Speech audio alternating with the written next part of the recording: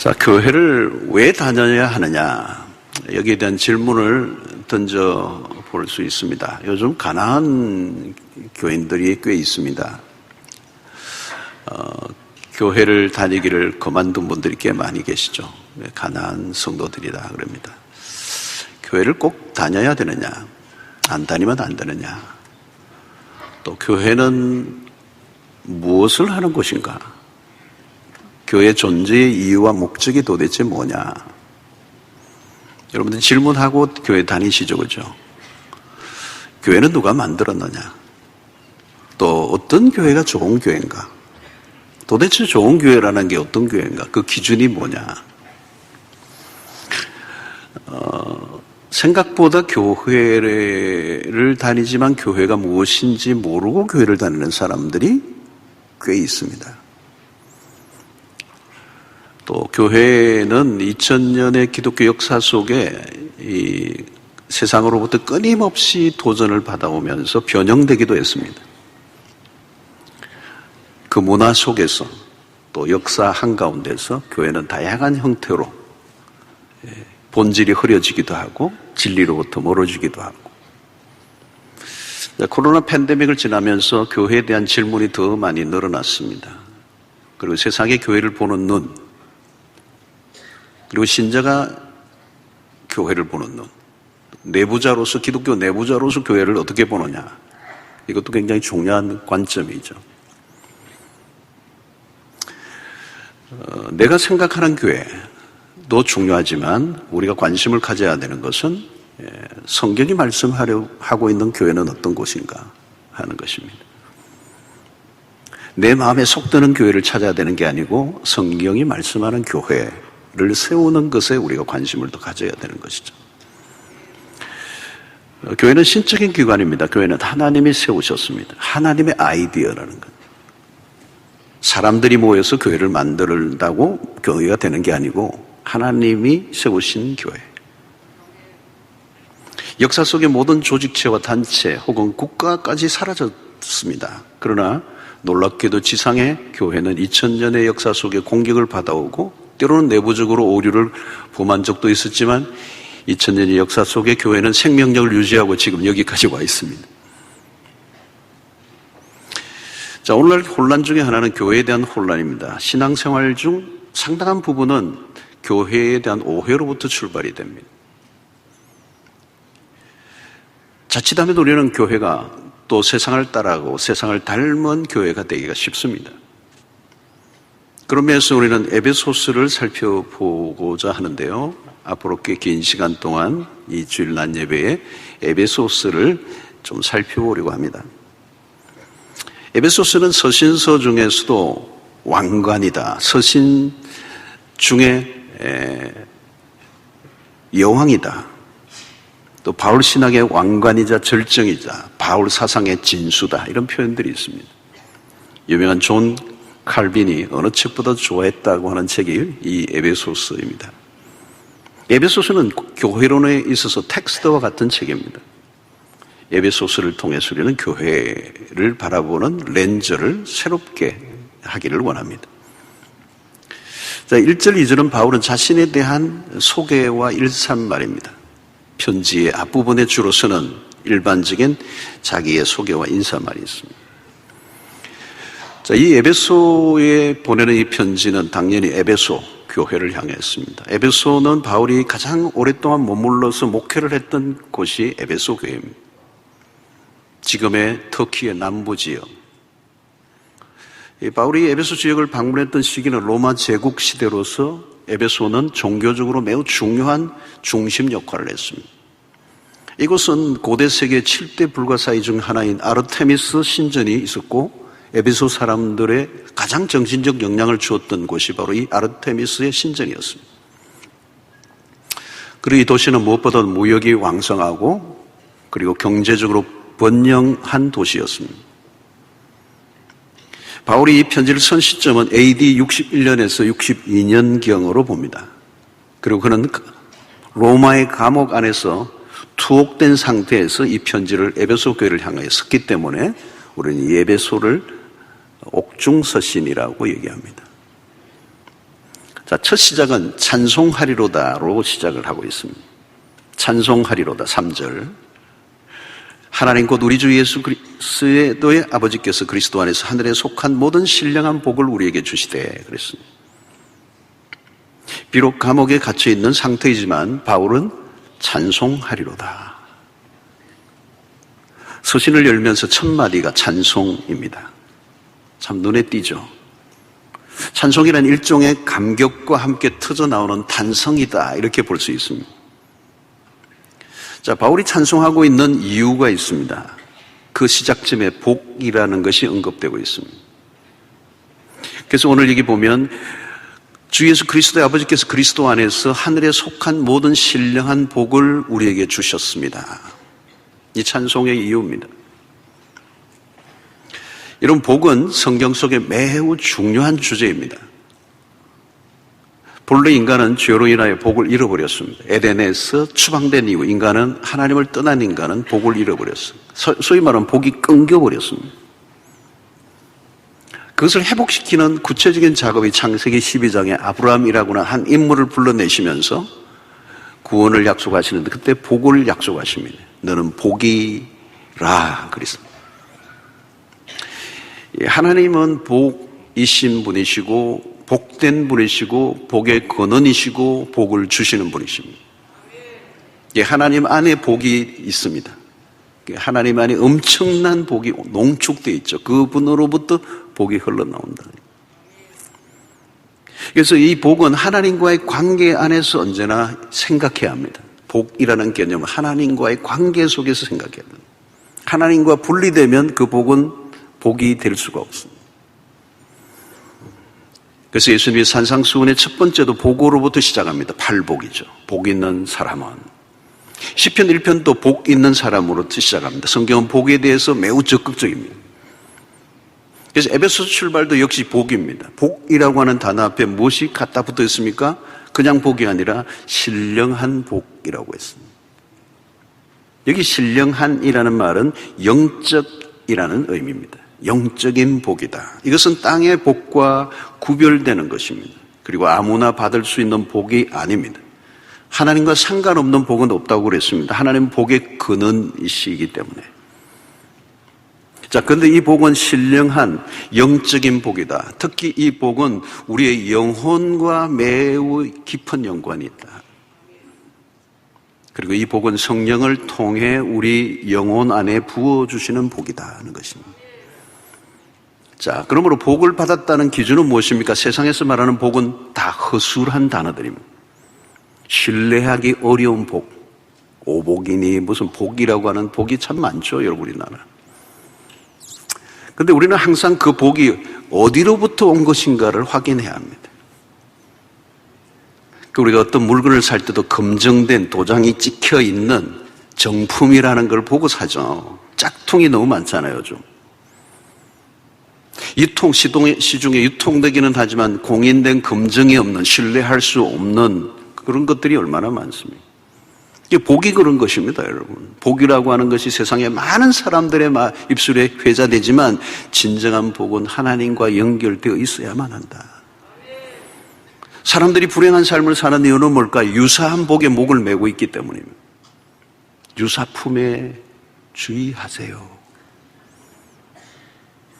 자, 바울은 하늘에 속한 신령한 복이라고 말합니다. 이 말은 하늘에 속한 신령한 복이라는 말은 인간의 힘으로 얻을 수 없음을 강조하는 것입니다. 그 복은 순간적이지 않고 영원한 복이다. 땅에서 얻은 것들은 순간적으로 끝나버리고 맙니다. 복이라고 생각했는데 금방 내 손을 떠나가 버리고 때로는 복이 화로 바뀔 때가 한두 번이 아닙니다. 바울은 우리의 시선을 위로 향하도록 단단히 고정시켜주고 있습니다. 하늘에 속한 신령한 복이 진짜 복이다 라고 알려주는 것입니다. 자, 그러면 구체적으로 이 신령한 복이 무엇이라고 말씀하고 있습니까? 그것이 4절입니다. 곧 창세전에 그리스도 안에서. 여러분, 이 바울의 이 구절은요, 한 구절도 한 단어도 한 문장도 놓칠 수가 없이 꽉 짜여진 언어들로 구성되어 있다는 걸 놓치지 말아야 됩니다. 곧 창세전에 그리스도 안에서. 제가 끊어 읽습니다. 우리를 택하사 우리로 사랑 안에서 그 앞에 거룩하고 흠이 없게 하시려고. 자, 여기에 신령한 복은 뭐라고요? 하나님이 우리를 그리스도 안에서 택해 주셨다는 겁니다. 이것을 우리는 신적 선택이라고 말합니다. 하나님이 나를 택해 주신, 택하여 주신.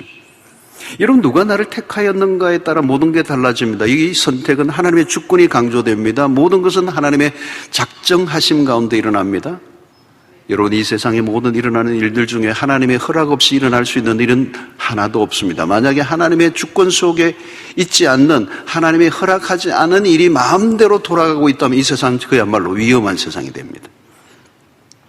세상에 일어나는 그 어떤 일도 하나님의 주권을 방해할 수 없습니다. 모든 것은 하나님의 주권 속에 들어가고 있습니다. 근데 그 주권자이신 하나님은 어떤 경우에도 악을 행하지 아니하시고 인간의 자유를 침해하지 아니하시는 가운데 우리를 선택하신다는 겁니다.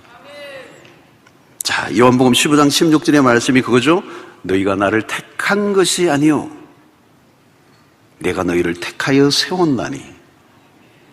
이 부분입니다. 너희가 나를 택한 게 아니라는 거예요. 내가 너희를 택했다는 거예요. 너희가 나에게로 온 게 아니라 내가 너희들에게로 왔다는 겁니다. 하나님을 내가 선택한 것이 아니라 하나님께서 나를 선택하셨다는 거예요. 이게 구원의 핵심적인 요소입니다. 모든 구원의 주도권은 하나님이 가지고 계신다. 내가 믿었다가 아니에요. 하나님의 선택이 먼저 있었기 때문에 지금 내가 믿고 있는 겁니다. 우리가 하나님을 선택한 것이 아니라 하나님이 우리를 선택하셨습니다. 우리가 어느 날 심오한 진리를 깨달아 구원을 받은 것이 아니고 우리가 가진 어떤 영역이나 지력이 있어서 구원을 얻은 것이 아니고 우리에게 주어진 구원은 하나님의 선택이 먼저 있었기 때문에. 그래서 구원의 근거는 우리에게 있는 것이 아니라 전적으로 하나님에게 있습니다. 가끔 구원에 대한 불안한 마음을 가지고 계시는 분들이 계세요. 교회를 오랫동안 다녔는데도 자신의 행위에 근거하면 우리의 구원은 불안해집니다. 오전에 새벽 기도를 갔다 오면 천국 갈 것 같은데 저녁에 퇴근하고 회식에 갔다 오면 왠지 지옥 갈 것 같아요. 여러분, 신앙생활을 하다 보면 내가 보기에도 부끄러운 삶을 살 때가 있습니다. 우리의 행위에 근거를 두면 구원은 날마다 흔들리게 됩니다. 그러나 아닙니다. 구원의 근거는 나에게 있는 것이 아니고 하나님에게 있습니다. 하나님이 나를 택하시고 나를 붙들고 계신다는 걸 믿으시기를 바랍니다. 여러분, 이 선택의 시점은 언제입니까? 오늘 4절에 보면 곧 창세전에 그리스도 안에서 우리를 택하셨다는 거예요. 여러분, 이 창세전에가 뭘까요? 우리가 그 일이 일어나기도 전에, 우리가 태어나기도 전에, 우리가 존재하기도 전에, 내 아버지의 아버지도 태어나기도 전에, 창세전에. 이 말은 구원은 돌발적으로 일어난 것이 아니라는 겁니다. 우연히 일어난 일이 아니라는 거예요. 창세전에는 시간이나 공간의 개념이 아닙니다. 하나님의 경륜의 깊이를 말하는 것입니다. 구원이 우연히 뜻밖에 이루어진 것이 아닙니다. 창세전이라는 말은 우리의 구원이 얼마나 가볍지 않다는 것을 알려주고 있죠. 우리가 보기에는 창세전이라고 할 때 이 창세전이라고 하니까 너무 대단한 것처럼 보이지만 하나님에게는 어려운 것이 아닙니다. 하나님은 시간의 바깥에 시간에 초월해 계시는 분이고 시간을 만드신 분이시기 때문에 창세전은 하나님에게는 별 문제가 안 돼요. 중요한 것은 우리가 신자가 되었다는 것을 가볍게 보지 말라는 것입니다. 나라는 존재가 있기 전에 하나님의 계획이 먼저 있었습니다. 내가 몇 대에 걸쳐 예수를 믿었든지 뿌리는 거슬러 올라가면 창세전에 하나님의 계획하심 속에서 시작이 되었다. 그러므로 내가 믿었다라는 말은 뭐냐면 하나님의 그 구원의 계획에 이제 내가 반응을 했다는 것입니다. 구원은 하나님의 빈틈없는 아주 치밀한 계획 속에서 이루어졌습니다. 그것을 알고 나면 그동안 나의 삶 속에서 일어났던 수많은 사건들이 비로소 이해되기 시작하는 거예요. 복귀가 되는 겁니다. 아, 그때 그 일이 그 친구를 만난 게, 그 교회 옆에 살았던 게, 그때 그 목사님을 만난 것이, 그때 그 전도자를 내가 받았던 것이, 그때 내 인생의 실패가 복귀를 해보니까 그 창세전에 나를 구원해 가시기 위해서 하나님이 일으키신 수많은 조각들이라는 것입니다. 그래서 유명한 어거스틴이 이런 얘기를 해요. 우리의 삶은 수많은 닭 발자국이 어지럽게 찍혀 있는 양계장과 같아. 그러나 믿음의 눈으로 보면 우리의 삶에 어떤 반복되는 패턴과 일관성과 구체적인 모양을 띠게 된다. 여러분, 이것이 우리의 삶에 어떤 일들이, 여러분 닭장에 가면 뭐 무질서하죠. 그게 무슨 이 닭의 일관성 있게 자기의 목표를 향해 가고 있는 것들이 보이지 않아요. 뭔지 알 길이 없지만 우리의 삶도 그렇다는 것. 우리의 삶의 파편으로 일어난 수없는 사건과 일들을 그 하나하나를 보면 이해할 수는 없는데 믿음의 눈으로 보면 어떤 반복되는 패턴이 있고 일관성이 있고 구체적인 모양을 띠고 하나님이 우리를 이끌고 계신다는 걸 깨닫게 된다는 것이죠. 이 말씀이 로마서 8장 28절의 말씀입니다. 우리가 알거니와 하나님을 사랑하는 자 곧 그의 뜻대로 부르심을 입은 자들에게는 모든 것이 합력하여 선을 이루느니라. 우리의 삶에 별별 일들이 다 일어났습니다. 하나하나 다 할 수 없지만 거기에는 하나님의 보이지 않는 손길이 있었다는 것입니다. 우연히 내가 믿고 우연히 교회를 다니고 있는 게 아닙니다. 내가 하나님을 선택하기 전에 하나님이 나를 먼저 선택하셨습니다. 여러분, 이 선택의 교리는 사실 굉장히 어려운 교리죠. 여기서 다 설명해내기는 어렵지만 아무리 설명해도 우리가 온전히 이해하기는 어려운 교리예요. 우리의 지성의 한계입니다. 인간의 한계입니다. 왜 하나님은 야곱을 택하시고 사랑하시고 에서는 미워하셨는지, 이 모든 것이 하나님의 주권 속에 일어난 일이기 때문에 이것을 온전히 이해한다는 건 어렵지만 하루아침에 이해될 수도 없을 뿐만 아니라 믿음의 세계 안으로 조금씩 더 깊이 들어가면 조금씩 베일이 벗겨지면서 더 깊이 와닿는 그런 세계가 오게 될 것입니다. 자, 하나님의 선택을 받은 백성을 보면 달라요. 피할 길이 없습니다. 분명한 것은 하나님의 선택 안에 있기 때문에 내가 오늘 믿게 되었는데 돌아보니까 내 삶에 어떤 것도 우연한 일이 없었다는 것. 그토록 안 믿으려고 도망을 치고 예면을 했는데 어느 순간 내가 신앙생활을 하고 있는 것입니다. 예수쟁이 그렇게 안 만나려고 도망을 치고 미션 스쿨을 다니면서도 그냥 찬송 하나 안 부르고 그냥 유혹을 이렇게 넘어가려고 정신 바짝 차리고 미션 스쿨을 다니고 있는데 어느 날 보니까 내가 예수를 믿지 않을 수 없는 외길로 들어와 있는 거예요. 지금 이 자리에도 여러분 이전에는 예수 믿는 사람들에 대해서 기독교에 대해서 맹렬하게 비판하고 욕을 하던 분들 지금 점잖게 앉아 계시지만 옛날에 대단했던 분들 많아요. 아내가 뭐 교회를 다닌다고 골프 채로 두들리고 때리고 성경책 찍고 막 욕하고 지금 이제 대단히 예수 믿고 앉아 계시잖아요. 예수와 나는 전혀 상관없을 것이라고 생각했는데 지금 이 자리에 있는 것입니다. 어떤 경우는요, 교회로 인도한 분은 교회를 떠나버렸고 인도받은 분은 지금 열심히 신앙생활을 하고 있어요. 나는 처음 교회 나올 때 내키지 않아 억지로 할 수 없이 나왔는데 설명할 수 없는 일이 일어나고 말았어.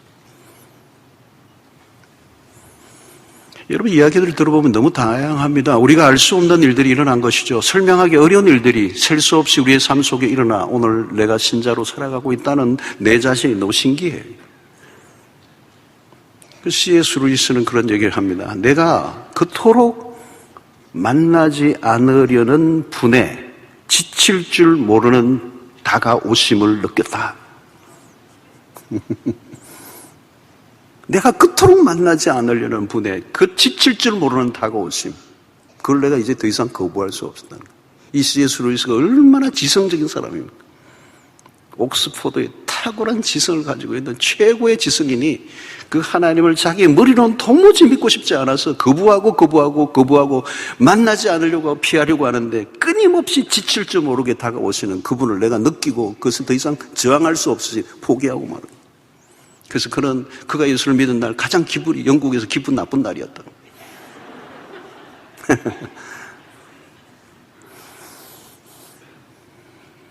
바로 이것이 하나님의 선택입니다. 그 선택은 창세전에 하나님의 계획 안에 들어있었다는 거예요.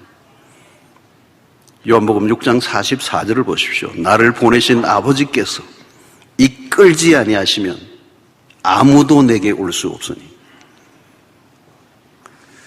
여러분 내가 나온 것 같은데 알고 보면 하나님의 큰 틀 안에 내가 갇혀 있었던 거예요. 결국 내가 나오고 싶다고 나온 것도 아니고 나오기 싫다고 나오지 않을 수 있는 것도 아니라는 거예요. 그것이 하나님의 오래전 섭리 가운데 일어난 것입니다. 자, 오늘 여기 선택에서 매우 중요한 부분이 있습니다. 사도 바울이 즐겨 사용하는 단어가 하나 나오는데 그것은 그리스도 안에서라는 것입니다. 여러분 매 구절 안에서 발견할 거예요. 바울의 서신에서 끊임없이 나오고 반복되는 단어 in Christ, 엔토 크리스토스라고 하는 단어예요. 여러분 이것이 우리를 선택하신 중요한 근거가 됩니다. 구원은 예수 그리스도 안에서, 예수 그리스도 때문에, 그리스도를 통하여 그리스도로 말미암아 주어지는 것. 우리 자신의 상태로는 하나님의 선택을 받을 만한 근거가 아무것도 없습니다. 왜 나를 택하셨는가 알 수가 없어요. 오직 답을 하나 있다면 그리스도 안에서라는 이 선택의 기준밖에 없어요.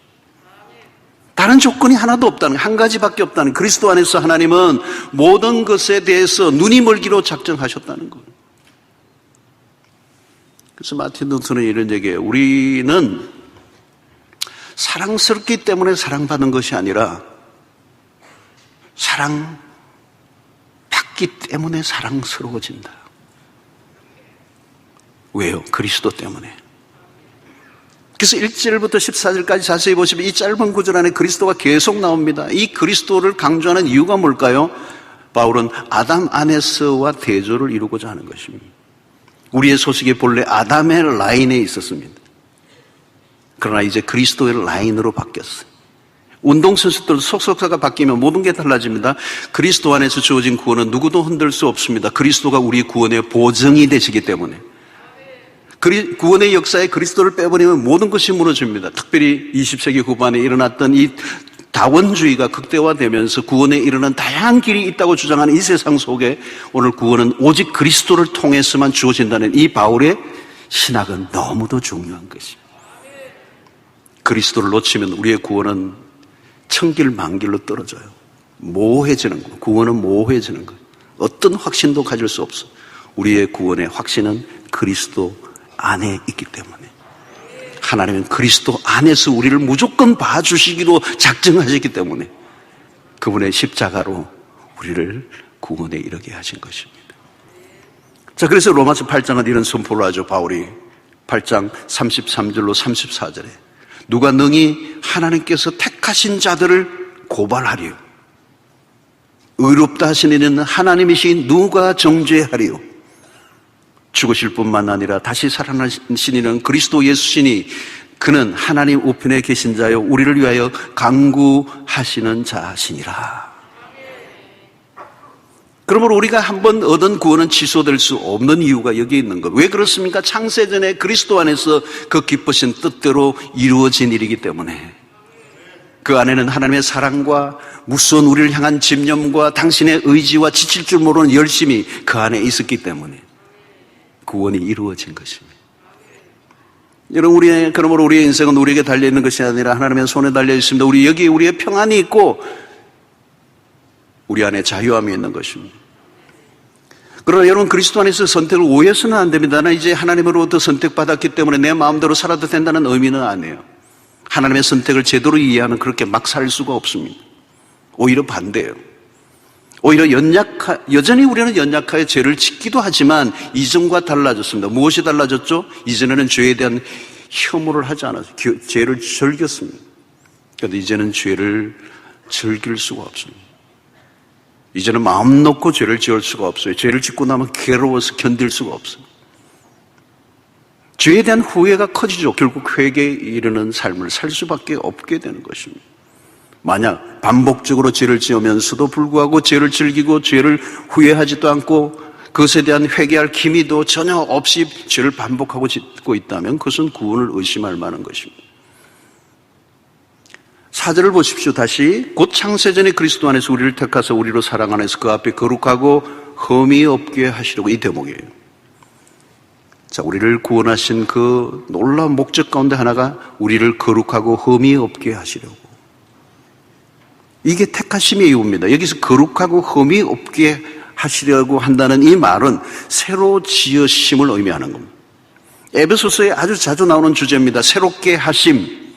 우리는 죄로 인하여 완전히 더럽혀진 존재들이었습니다.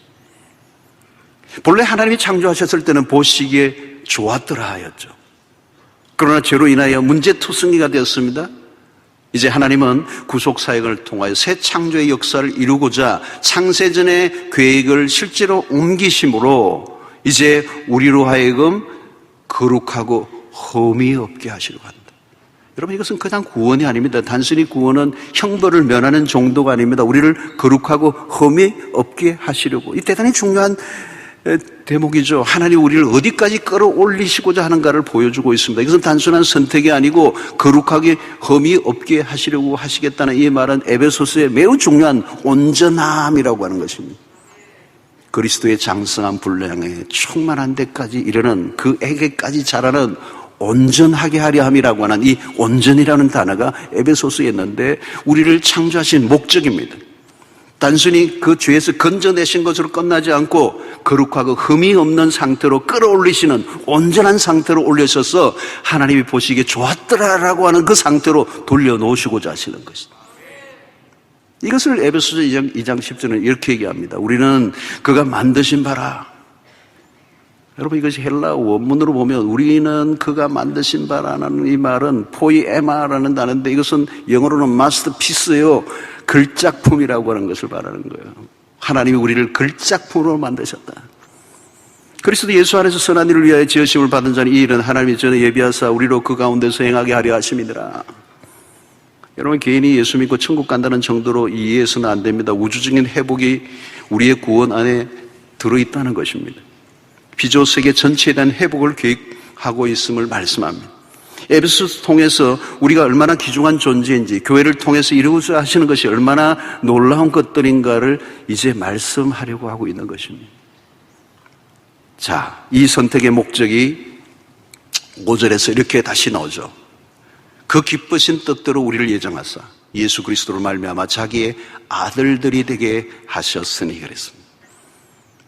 여러분, 우리를 양자로 삼으셨습니다. 하나님은 우리를 향한 계획이 훨씬 더 적극적이고 풍성합니다. 하나님의 세계 안으로 끌어들이시는데 우리의 과거의 모습은 불순종으로 인하여 진노의 자녀들이었습니다. 그런데 이제 하나님을 아버지라 부를 수 있는 그분의 자녀가 되게 하셨습니다. 새로운 신분이 되었습니다. 하나님과의 가족 안으로, 가족 관계 안으로 부르셨습니다. 교회는 하나님을 아버지로 모신 자녀들의 공동체입니다. 여러분, 성도들이라면 모두가 동일하게 하나님에 대한 호칭이 딱 하나 통일된 게 있습니다. 그것은 우리의 아버지라는 겁니다. 하나님에게는 손자가 없다 그러잖아요. 모두가 아버지 그래요. 할아버지도 아버지 그러고, 아버지도 아버지, 손자도 아버지 그러고. 여러분은 하나님을 아버지라 부를 때 어떻습니까? 자연스러우신가요? 아니면 어색하신가요? 다른 사람에게 하나님을 어떻게 떳떳하게 소개하십니까? 우리 아버지 하나님이라고. 여러분, 왜 우리가 기도하는 게 자연스러우십니까? 기도, 하나님께 뭘 맡겨놨기려. 하나님에게 왜 때를 쓰죠? 왜 하나님께 막 우리는 그냥 요구하죠? 무슨 근거로요? 하나님 우리 아버지이시기 때문입니다. 아버지라고 부르는 순간 하나님은 매우 가까워졌다는 느낌이 들죠. 우리가 구하는 어떤 것보다 중요한 것은 하나님의 아버지 되심이라고 하는 것입니다. 로마서 8장 15절에 16절에 너희는 다시 무수하는 종의 영을 받지 아니하고 무수하는 종의 영을 받지 않았어요. 양자의 영을 받았으므로 우리가 아빠 아버지라고 부르짖느니라. 성령이 친히 우리의 영과 더불어 우리가 하나님의 자녀인 것을 증언하시나니. 우리 안에 계신 성령이 우리 안에 계속해서 너의 아빠는 하나님이야, 하나님이 너의 아빠야 라고 성령이 우리 안에서 계속해서 증언하신다는 거예요. 갈라디아서 4장 6절이죠. 너희가 아들임으로 하나님이 그 아들의 영을 우리 마음 가운데 보내사 아빠, 아버지라 부르게 하셨느니라. 신기하지 않습니까? 여러분, 우리가 여기 예배를 드리는 이유는 한 분 하나님 아버지의 자녀가 되었기 때문입니다. 하나님을 아버지라고 모시고 사는 우리는 이제 그분의 아들로 그리고 그분의 딸로 살아가는 것은 우리는 신앙의 가장 본질적인 부분입니다. 구약시대보다 훨씬 더 하나님과 가까워지고 치밀한 관계 안으로 우리를 불러들여 주신 것이죠. 우리가 기도할 때마다 일상 속에서 하나님을 아버지로 모시고 산다는 것은 우리에게 놀라운 특권입니다. 여러분, 자녀가 되었다는 것을 알 수 있는 것은 하나님을 향해 아버지라고 부르는 것을 보면 알아요. 아직도 여전히 하나님을 아버지로 부르는 것이 어색하거나 아예 부르지 않는 분이 계십니까? 만약 그렇다면 복음이 우리에게 가져다 주는 놀라운 은혜를 아직 깨닫지 못했기 때문일지 모릅니다. 우리 하나님 아버지의 우리는 입양된 자녀들이요, 상상할 수 없는 은혜. 이것은 거지가 왕자가 된 이야기 이상입니다. 왕 중의 왕이신 그 하나님을 우리가 아버지로 모신다는 것. 여러분, 신분 격상이 너무 많이 갑자기 되면요, 어안이 벙벙해가지고 잘 느껴지지가 않아. 그거하고 똑같아요, 여러분. 하나님이 내 아버지가 되셨다는 이 사실. 엄청난 얘기죠. 갈라디아서 4장 7절 보십시오. 그러므로 내가 이후로는 종이 아니요 아들이니, 아들이면 하나님으로 말미암아 유업을 받은 자들이나, 하나님으로부터 유업을 받을 자들이다. 여러분, 하나님 아버지와 함께 누리는 이 특권이 보통이 아니죠. 새로운 신분을 우리가 받았습니다. 우리의 신분은 변함이 없고 세상 끝날까지 계속되는 자격이요, 이것은 그냥 주어진 것이 아니라 그리스도 안에서 창세전에 계획하신 바대로 우리를 이 자리까지 끌어올리신 하나님의 자녀가 되게 하신, 그분을 아빠 아버지라 부르게 하신 이 복은 복 중의 복이죠.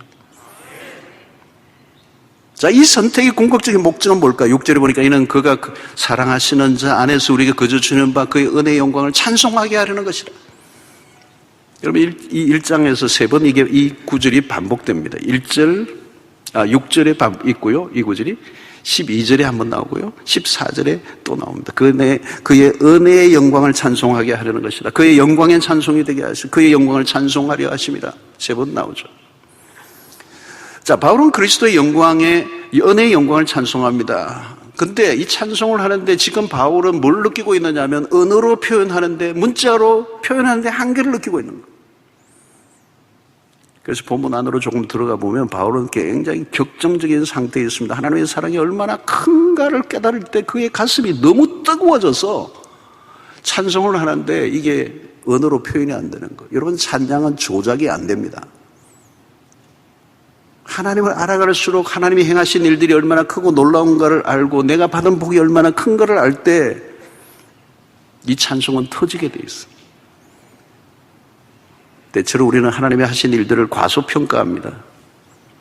여러분, 우리는 도무지 받을 자격이 없는 사람들이에요.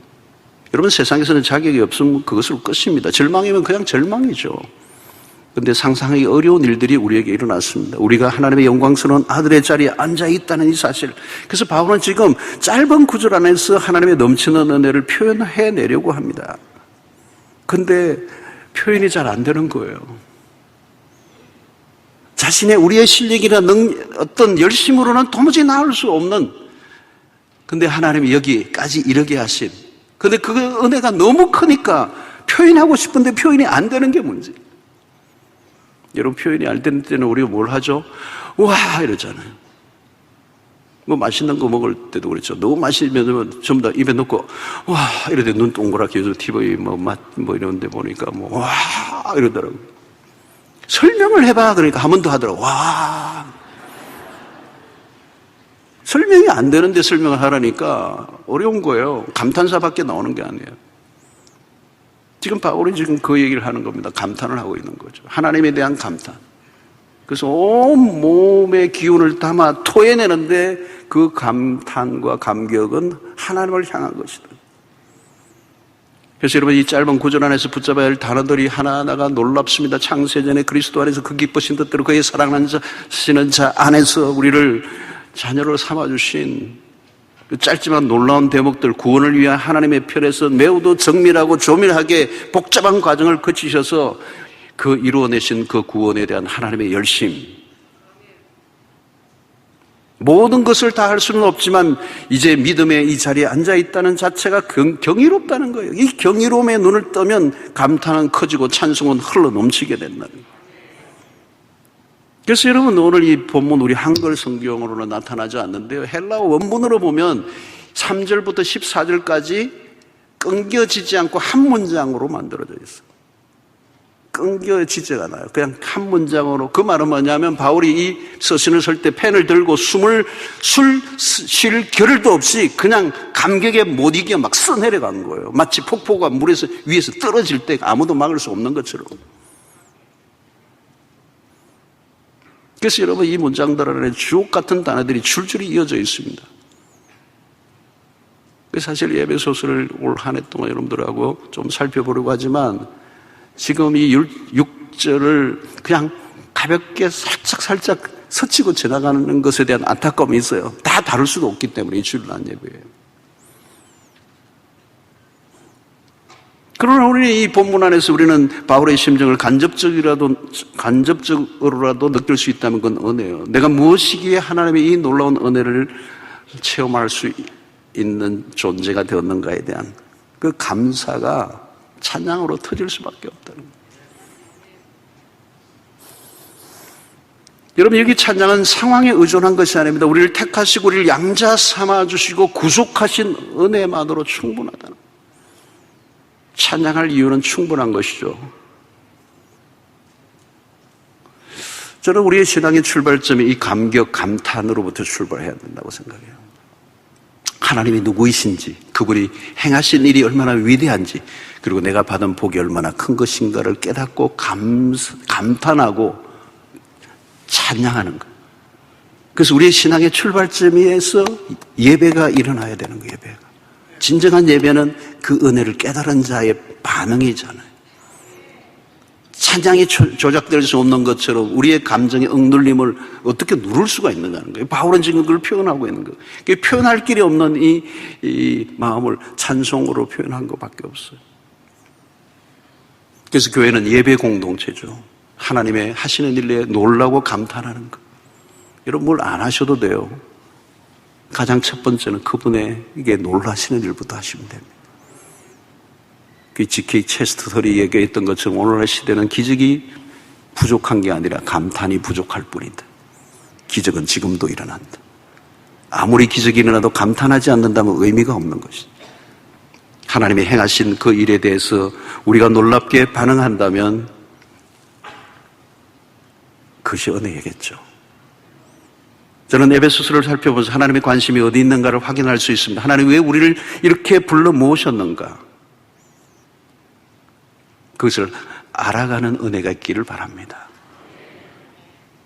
우리가 무엇이기에, 그래서 내가 누구인가를 이 복음 안에서 발견해 가게 될 때 우리는 자연스럽게 하나님을 향하여 나아가게 될 것이고, 하나님이 우리에게 주신 크고 놀라운 은혜 앞에 마땅한 반응을 할 수 있게 될 줄로 믿습니다. 사랑하는 성도 여러분, 여러분들은 복을 받으셨어요. 신령한 복입니다. 복 중의 복이에요. 그것은 구원의 복입니다. 하나님의 자녀됨. 창세전부터 계획하시고 우리를 때가 되어 불러내시고 택하신 당신의 백성으로 하나님의 자녀로 삼으신 이 복, 그것으로 끝나지 않고 거룩하고 흠이 없게 하시려는 그 수준까지 도달하도록 이끌어 주시겠다는 약속이 우리 안에 있습니다. 우리의 삶의 이유와 목적을 바꿔 놓으시는 하나님.